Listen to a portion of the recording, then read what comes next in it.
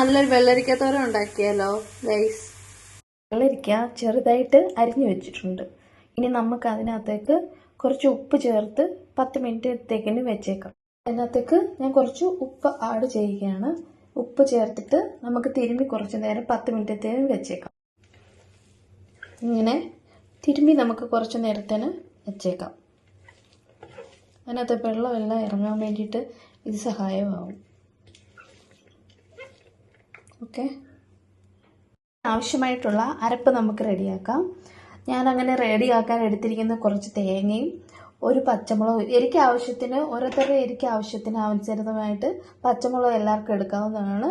സ്വല്പം മഞ്ഞൾപ്പൊടിയും കൂടെ ഇട്ട് കൊടുക്കാം. ഓക്കെ, ഞാൻ ഇനി ഇത് നമുക്കൊന്ന് ചതച്ചെടുക്കാം. വെള്ളം ചേർക്കാതെ നമുക്ക് ഒന്ന് ചതച്ചെടുക്കണം. അരപ്പ് റെഡിയാക്കിയിട്ടുണ്ട്. ഇനി നമുക്ക് കടുക് വറക്കാം. ഇനി ചീനിച്ചട്ടി ആവശ്യമായി ചീനിച്ചട്ടി എടുത്ത് വെച്ച് അതിലേക്ക് നമുക്ക് കുറച്ച് എണ്ണ ഒഴിച്ചു കൊടുക്കാം. ചൂടാവുമ്പോൾ നമുക്ക് കടുക് ഇട്ട് കൊടുക്കാം. അങ്ങനെ നമുക്ക് കടുക് ചേർക്കാം.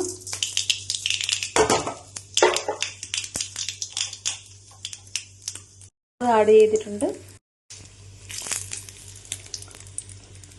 കറിവേപ്പില ആഡ് ചെയ്തിട്ടുണ്ട്. ഇനി നമുക്ക് വെള്ളരിക്ക പിഴിഞ്ഞ് ഇതിനകത്തോട്ട് ചേർക്കാം. അതിനകത്ത് ശരിക്കും വെള്ളം ഉള്ളതുകൊണ്ട് നമുക്കത് പിഴിഞ്ഞ് ഇതിലേക്ക് ചേർക്കാവുന്നതാണ്. ചെയ്യേണ്ടതുണ്ട്, ശരിക്കും വെള്ളമുണ്ട് ഇതിൽ.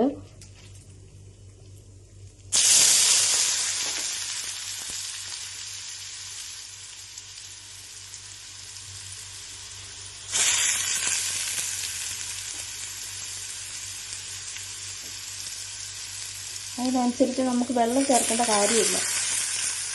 നമുക്കിത് വഴറ്റാം.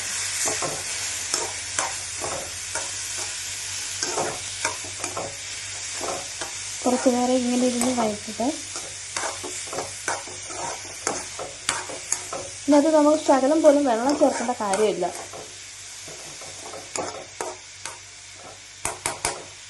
ഇനി ഒരു 3-4 മിനിറ്റ് നമുക്കിത് അടച്ചു വെച്ച് വേവിക്കാം.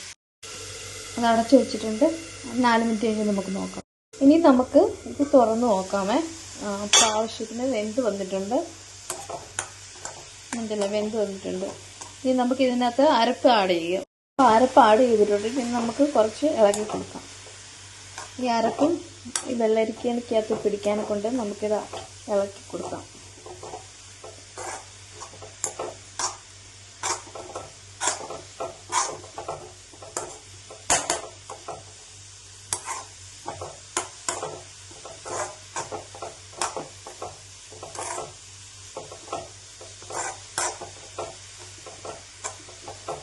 കണ്ടില്ലേ,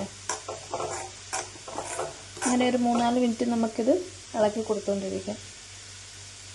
ഇത് രണ്ടും കൂടെ ഒന്ന് യോജിച്ച് വരുമ്പോഴേ അതിൻ്റെ ടേസ്റ്റ് വരത്തുള്ളൂ.